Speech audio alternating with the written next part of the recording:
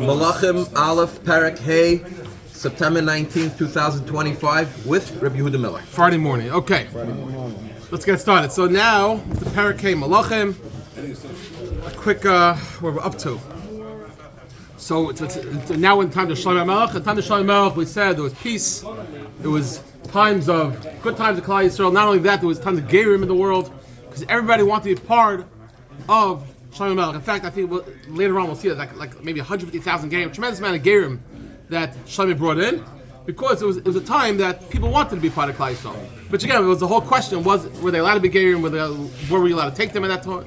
That's not for now. But the concept is that it was a time of peace, and we know once a time of peace, it'd be a time of building Beis HaMikdash. So today, shiur, we're going to talk about Shlomo a little bit, and then we're going to talk about how we got started with the Beis HaMikdash.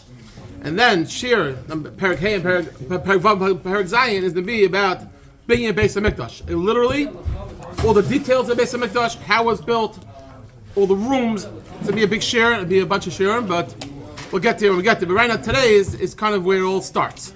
Okay. Perek Hey. U'shloima yimoshel b'chol ma'amuchas min hanor eretz pushtim agvul Mitzrayim. Magish mincha Ovdim and Shlomo called Yemei Chayev. So what does that mean? So like this, Shlomo HaMelech, he ruled over all the kings. So Shlomo HaMelech was ruled everywhere. It wasn't just in the area of Dam Be'Sheva. It was everywhere. Min Hanor, from the Euphrates, which is the north of Eretz Yisrael, and then until Eretz Pushtim with Agvul Mitzrayim. So again, the Euphrates is in the north. Eretz Pushtim is is the west border of Eretz Yisrael, by Gaza, and Agvul Mitzrayim is the south border.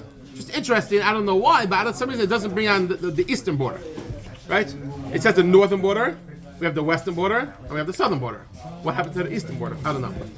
I mean, I have a shot, we'll see maybe soon, but okay. And it says, so people brought gifts to Shlomo because he was the Melech, so people used to come to Shalayim, to his palace, and they used to bring gifts to him. And the next part it says, Lechem Shlomo, the food that Shlomo had for Liyom Echad, what did he have for one day? It was Shloshim kor silas, Shishim kor kamach. Okay, that's 30 core of flour and 60 core of unflown flour. So what does that mean? So just a couple of things. The famous Gemara says that Shlomo HaMelech, the Gemara says in Tainus. The Gemara says in Tainus that when Tisha B'Av falls out on Shabbos, so Mitzvah Shabbos, when Tisha B'Av falls on Mitzvah Shabbos, so on Shabbos, so B'Shal Shudish, like equals to the Shlomo v'Shaitoi. What's to the Shlomo v'Shaitoi? So the Gemara is saying it was a tremendous amount. In fact, the Abarbanel, when he estimates this Gemara, he says it was enough to feed 60,000 people. How much is it? 90 core, which comes out to between 653 and 1,161 bushels. It was a tremendous amount. And that's the reason why we had yesterday that Shlomo HaMelech had regions, because there was so much food that was needed. This was the old Chiram Shiloh's kitchen. Yeah, this is like really big. This is the old Chiram Shiloh on steroids. Literally. So Shlomo HaMelech was a major operation, and the amount of food that he needed was, and that's why he needed the whole Klal Yisrael to be involved in it, in helping support the food. Now, Pasuk Gimel Asar Baka Birim. Now talking a little bit about the food he had. He had 10 fat oxen, the Eser Bakari, and 20 pastured oxen. Meyat sign, 100 sheep. Levad ma'ayol tzivachor. In addition, he also had yachma. Some people say it's buffalo. Some say it's maybe antelope. You can learn maybe. So he had gazelle, he had deer, he had antelope, he maybe had buffaloes, and what? Baburim busim. He had fattened like fowl, like birds and stuff. Maybe you can learn ducks. Okay, I saw a shot somewhere. There's two psukim. The first part it says that all the Malachim brought the Shlomo gifts, and then it says also the meat they had. So I saw a shot that all these kings, they brought meats with it. They brought meats from the Malchus to Shlomo. It was like the original meat board. And where did it come from as gifts? So the Mefarshim say that the reason why I put it together is to say that these are some of the gifts that Shlomo got were exotic meats. This is the Makar of gifting meat boards. Yeah, this is the Makar of gifting meat boards. Meat? Literally. Okay. It's also more. It's exotic type of meat that Shlomo got. Pasuk Daled. Now, Okay, so far that's Shlomo HaMelech. There's a big operation, and there's all this food consumed the Shlomo. Now, pasuk dal ki hayiroida b'chol ever hanar, and he ruled over. We have to know what that means. But b'chol ever hanar mitifsa ad Gaza, ad Aza b'chol malchus ever hanar the Shalom hayolai b'chol abadav saviv. So he ruled tifsach to Aza, and he ruled over b'chol abadav saviv all around. Well, what's tifsach ad Aza? So either the Gemara, this is Gemara Megillah, Gemara Sanhedrin. Basically, Machlokes is it near each other, or is it the two furthest points? One shot is that's near each other, and the idea is that he ruled everywhere and then back to where he started, or he could tifsach ad Aza, right? Is that what? Right, same idea, right? That's I think that's what the Gemara Megillah brings down. As the Gemara Sanhedrin also that same, or it means let's say tifsach. Let's say the Gemara says based on the Gemara Sanhedrin is in the north, and Aza is in the south, and all inclusive. The idea was he's trying to show that Shlomo HaMelech ruled over tremendous amount, or like I said before, he ruled over chol ma'apuchos. Okay, pasuk hay. Now, in that time, Yashav Yehuda Yisrael Levatach, it was times of peace and tranquility in Klal Yisrael. Ish tachas gafnoi, tachas te'enoi, medan ba'Beersheva.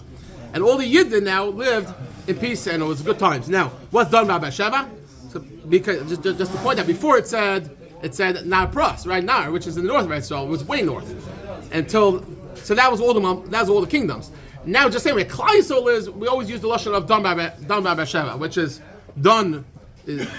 What? No. Dan is the north, Beersheva is in the south. They're trying to show that that's where the Yidden lived in Eretz Yisrael. Okay. Pasuk Vav. Dan's in the north.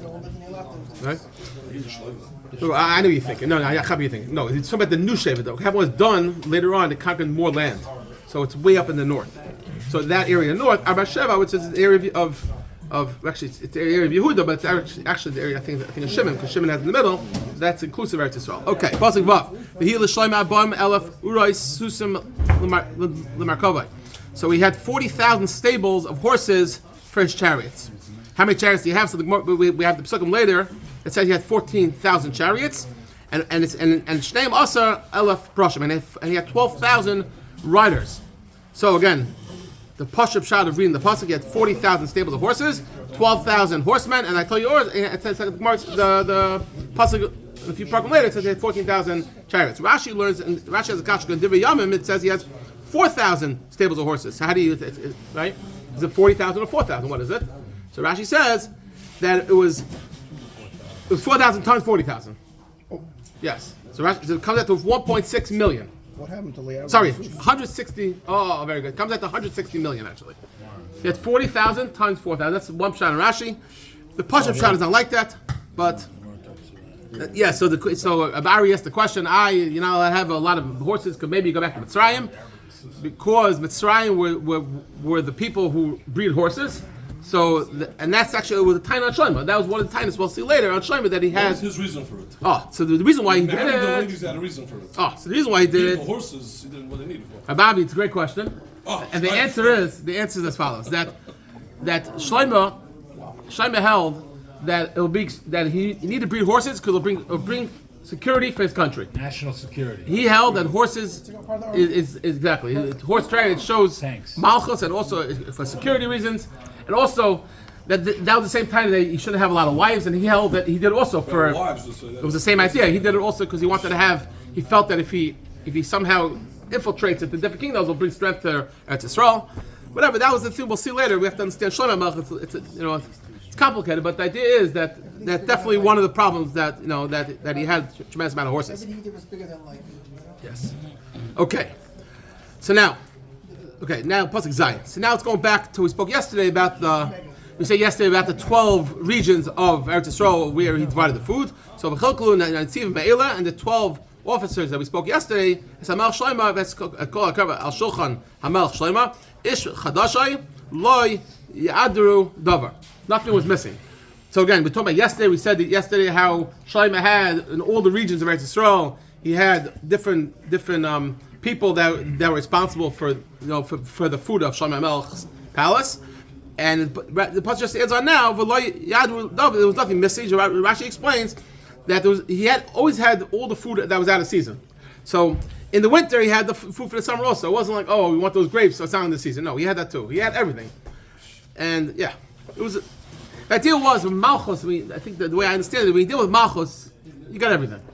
And yeah, and that's the idea of Shlomo. It was a tremendous. It was the idea of Shlomo was that all the people around the world came. It was a major Kiddush Hashem, and it was a major operation. Okay, Pasuk Ches. Not only they have food, also not only were these 12 people responsible for the food, but also they also these 12 individuals were also responsible for the barley, the straw, for the horses, and for the very fast horses. They also needed special teven for them. And and they brought it to a certain place. So there was a place in Yerushalayim where everyone kind of stocked their, let's say, people from Har Ephraim, they're responsible for, let's say, for Chaj Nisan. So maybe even a little earlier, they already started stocking up the storage houses because there was a lot of food here. And everyone had their place, and that's what they did. Okay. Pasuk Tes, V'yitein Elikim Chachma l'Shlomo. Hashem gave Chachma, wisdom, to Shlomo Tfuna, Hari Ma'od, V'roichav Leiv. K'chol Hashal Tzvasiyam. So Shlomo HaMelech had Chachma, Tfuna, Hari Ma'od. He had a tremendous understanding. What does it mean, understanding? So it means is, V'roichav Ma'od. His heart was so big that he was able to store the Chachma. Okay? And how much? K'chol Hashal Tzvasiyam. That means the way the pshat I saw is that just like the sand protects the yam from overflowing, so he used chachma to protect him and to follow the ways of Hashem. His heart was full. Right, because like what shaykhs? You have chachma like the yam. What does that mean? So just like the sand stops the sea, it protects the ground. Right. Pasuk Yud, the Terev Chachma Shlomo, and the Chachma of Shlomo was great. Chachma is Kol Bnei Kedem, more than the Chachma of all the people of the east. I think that means Bavel. And Rashi explains these people they knew the Chachma of Mazalis, astrology. So his Chachma was beyond that. But also Chachma Mitzrayim, also more than the people of Mitzrayim, which was Chachma Hateva, which was the Chachma of the Bria. Shlomo knew more than them too. And it's just trying to say that these people are into their big Chachmas. Shlomo knew more than all of them. Now, Pasuk Yadalf is an interesting pasuk. I hope I can say it right. But V'yachkam Kol Adam, he was smarter than everyone. Me'esa Mizrachi, he was wise and more chacham than Esa Mizrachi. V'Haman, we'll see in a second. V'Haman, V'Chalkol, V'Darda, B'nei Machal. And these people were the sons of Machal. So what does that mean? So Rashi brings down soon. We'll see. Rashi says that there's a pasuk in Tehillim. There's two prakim in Tehillim. There's Maskil Le'esa Mizrachi. And there's also Maskal Haman Hazrachi. These are two. These were people that wrote Mizmarim, and these Mizmarim were put into Tehillim. So these people were Chachamim, and these people knew. Rashi explains earlier in the second. Rashi explained that these people knew how to make piyutim. And okay, so first two things. So these people were very smart people, and they knew a lot. And again, not only they were so smart, they made it into Tehillim, right? But again, so Shlomo was even smarter than them. Okay, and now just the point that it says that these people are bnei machal. So Rashi says they're not bnei machal. They're really bnei Zach ben Yehuda, like we have later. So Rashi explains machal means these people were people of lashon machal is like dancing. These people were people that they were. Huh? I don't know. Rashi says hayodon yasid mizmarim. They knew how to make songs that were part of mechayil shir, part of dancing, part of like song and dance. So Shlomo, just to understand, Shlomo was greater than the people from Bavel, the people from more chacham people in Mitzrayim, and even the people who wrote the Tehillim. It was a tremendous chacham. Okay, pasuk Yud Beis. You got to say Medrash, Adam Rishon, Abraham, and Moshe. Okay, fine. Fine. Okay, I like to say patch it up. Okay, so other pshat is V'yachkam Adam means Adam Rishon. Beis Hazrachi means Avram. Haman is referring to Moshe Yosef. Let's go through the Rashi itself. Okay, Kol Adam is Adam Rishon. Beis Hazrachi is Avram. Haman is Moshe. Chalkal is Yosef. The Dard was Dar Midbar. It says Dard. Okay, Machol it's Nimchaloi, and this is what Avram was saying because Nimchaloi al Ma'aseh Egel because Machol means because he's forgive for Ma'aseh. Okay, very good. Shkar. Okay, now Shlomo he spoke in 3,000 mishalos. And the song was 1,005. That's Pasha Taich. Simple understanding means he wrote 3,000 Mishalim, and he had 1,005 songs. Rashi learned it to mean that Rashi says that Shlomo had 3,000 Mishalim. The word alafim doesn't mean 1,000; it means teachings. So he had Shloishet. Alafim Mashal means he had 3 teachings, 3 lessons. What were the lessons? So that is because in Mishlei it says Mishlei Shlomo 3 times. So those were 3 teachings that he gave in Sefer Mishlei. And Shira Chamisha means altogether was Chamisha because he had 3 of Mishlei, and then he adds Shir Shima holiest to makes it 5. But Pasha Taich is not. Pasha Taich just means that he had 3,000 Mishalim and he had 1,005 songs. Again, he was just showing the Chachma because we know music is an art. It's not just a song. It's Chachma. It's a Chachma. Okay. Yeah, you ever go to Bar Mitzvah, the guy just playing music. It's and then you have a guy who knows what he's playing. It's a skill. It's an art. It's a talent. Okay. V'yidaber al eitzim. It's the truth. Yeah. Not only that, he spoke of trees. What does that mean? So Rashi explains it means that he understood the idea of every tree. He understood my refuas kol echad, eitz pliny yafa, the being pliny. He knew which wood is good for different things. Okay. He understood the chachma behind the trees. That's the Ezov asher yotze b'kir. And also, what's that? Min ha'erez asher b'Lebanon, and Ezov asher yotze b'kir. From the cedar tree of Lebanon until the Ezov from the wall. What does that mean? So Rashi explains, we have by, I think it's Paraduma, Mitzayra rather. Mitzayra, to become clean, he had to use he understood the idea behind that, we had to mix the Ezov, the Erez with the Ezov. The Erez, the cedar tree, is the tallest tree. And then we mix it with the Ezov with the lowest tree. And that's a whole understanding, shot in that. So he understood the Chachma behind that. And also, and he spoke of animals and birds. So Rashi says, what does that mean?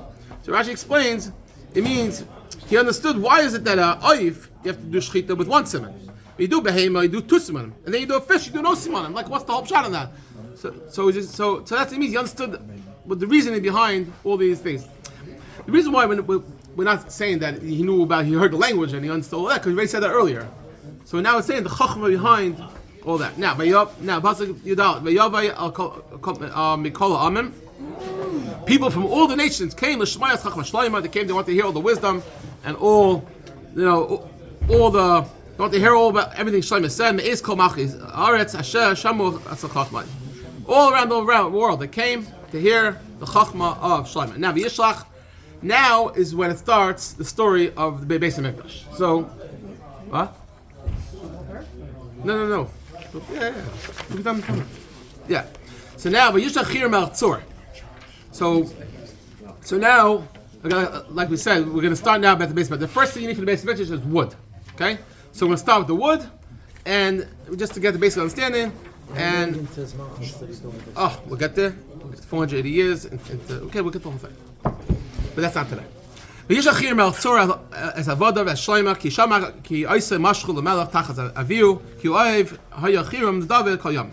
so we had earlier that Dovid HaMelech made peace with Melech Tzur. He was in Lebanon, and we said earlier the reason was because he wanted the deal was if you want to establish your malchus, you can't be in fights with everybody.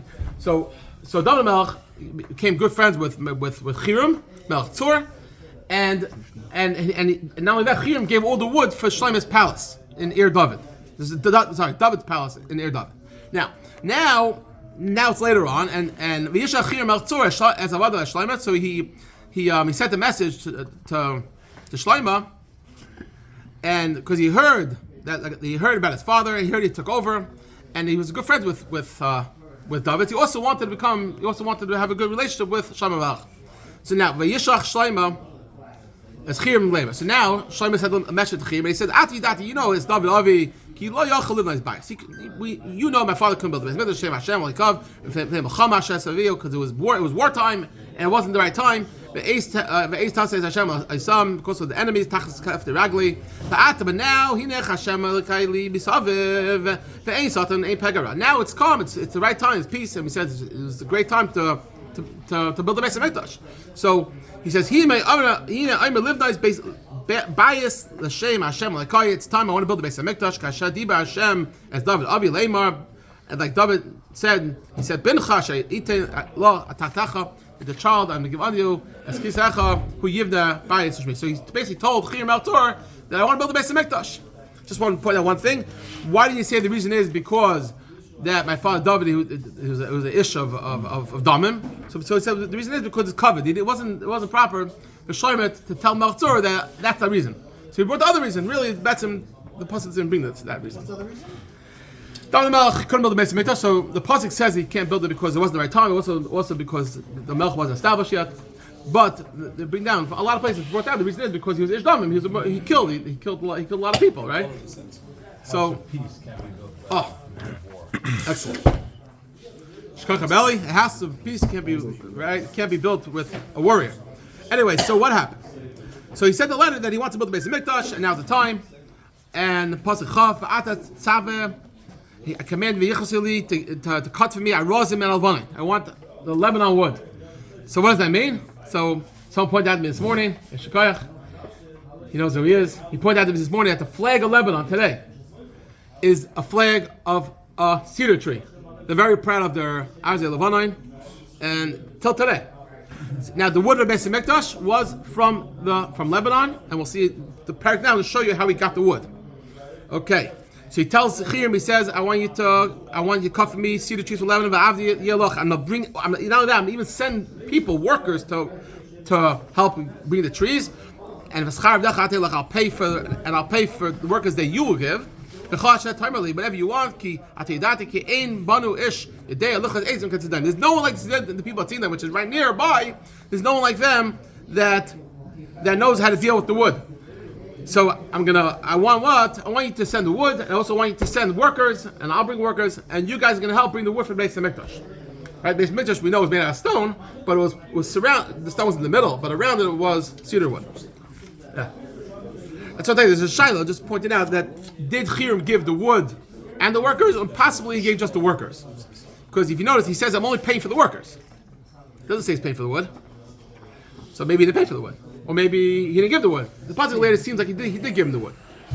So some people say that we had the wood from the north of Eretz Yisrael and from Lebanon because they're really next to each other. So maybe it was both, forest nearby. Different ways to learn. The pasuk shah was that Chiram gave the workers and the wood. They paid just for the workers. That's a pasuk says. Okay.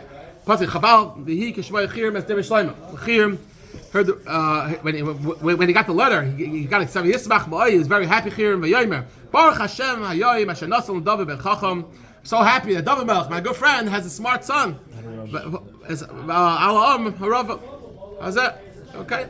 Well, what's the wisdom that he's in? No, he was so happy. But what's the wisdom that he's impressed with? Why is he? No, he just So one shot I saw was that he was so that he's smart that he wants to be my friend also. In other words, he's smart that he understood that the way to have stability is by making friends with other nations and not to make problems. You know, some people come in, a new president, and what does he do? The first thing he already starts to make issues. No, let's work on peace. Let's be a president of peace. Okay. So Nachim wrote back to Shematias. Okay, so he's very happy. And then he writes Shematias Kol Shalachti Elai and Yesa as Kol Chavscha Be'etzim Arazim Be'ezei Brushim. So he says, I heard it, I'm very excited about it. Not only am I going to give the wood, and not only that, I'm going to give the cedar wood, I also want to give the Atzei Brushim, which is special cypress wood. So we'll see later, that's the wood they use on the floor of the Beis HaMikdash. But it's interesting that he didn't ask for it, but he offered it. Now, the Avodah Yeridu Min Alvana and Yoma, and Chiram is saying, I'm gonna Avodah Yeridu Min Alvana Yoma. My servants are gonna bring down from Lebanon from the sea. Vani Yasim Dvaris. I'm gonna make rafts by Yom Ad Amokim Ashatishach Alai. I'll explain in a second what that means. And then once you get it, the Nefatztim Asam Ata Tisa Ata Tasa Chefsi Loses Lechem B'Nesi. What that means is that in the north, imagine in the north of Eretz Yisrael, in Lebanon, they're gonna chop down forests and they're gonna take the wood and they're gonna push it together, and then turn it into rafts. And then they're gonna bring it to the Yam, which is we know the Yam HaGadol is right there. And then they're gonna float it down the river, connected all the way down to wherever you say, which is gonna be obviously Yerushalayim. And then they're gonna separate them, and then they'll bring it to the Beis HaMikdash. The reason why they couldn't send it down to separate it because then it'll just sink probably. So the idea is, if you want something to float in a certain direction, you have to first connect them into rafts. Yes. So Not Moscow. No, it's easier. That's how they move a lot of things like that down the river today. They attach them all together. That's what he It's did. not gonna sink. It's just that it. No, I'm saying if you take one board and you just float it down the river, it won't get too far. It will go here, go there. You wanna, Right, it won't if you want to sink. send, I don't know, sink. It'll disappear. If you want to send a tremendous amount of wood down, you're gonna send it down the river. You're gonna. That's the way Rashi explains it. Okay, Chavdal, let's knock this out. So basically, like Tel Aviv, like they took it to. So I instead of around there, and then they'll like horse and buggy, and they'll bring it into Shalayim. Now, Chiram Nasan Shloima, Atzei Arazim, Atzei Brushim, Kol Chavtzai. Excuse me. What's the end of the pasuk? I don't know. And he said, Chiram says, no, Shloima says, no. We're way up to. So Chiram says, all I want from this is I want you to bring bread from my house. That's all I want back. That's all I want. You go ahead and you do all this, and I don't want to get paid. All I want is I want some bread from my house. Okay? He gave him all the wood. What did Shlomo give back in return? More than he asked. He wanted just bread. He gave him Esrim Elef Kar Chitim. Makaylas the Beis, he gave 20,000 core of wheat. Esrim Kar Shem and Kostas 20 core of crushed oil, which is a total about 40,000, right? 2020. And so every year while he's building Beis HaMikdash, he gave him 40,000 car. Now it's what I put before we had 90,000. 90,000 so was enough for 60,000 people, right? So think about it. He gave him 40, right? So now we have 40. So maybe enough for 25,000 people. Give a nice amount. It wasn't like it was a nice chunk of change here. Okay. Okay, so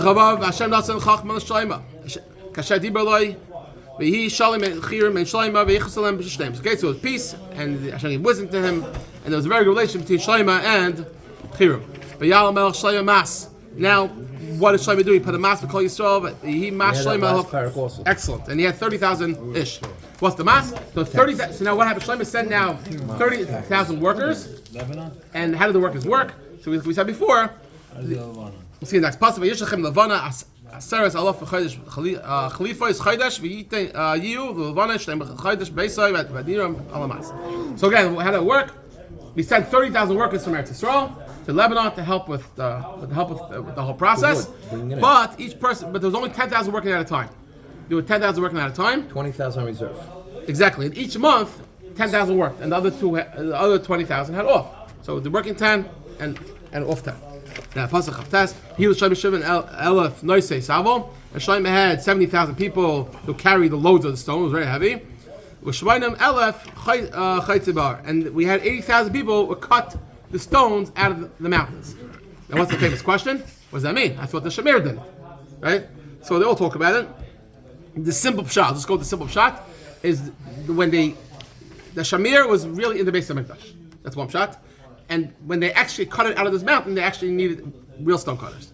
That's where Rashi, I think, learns it.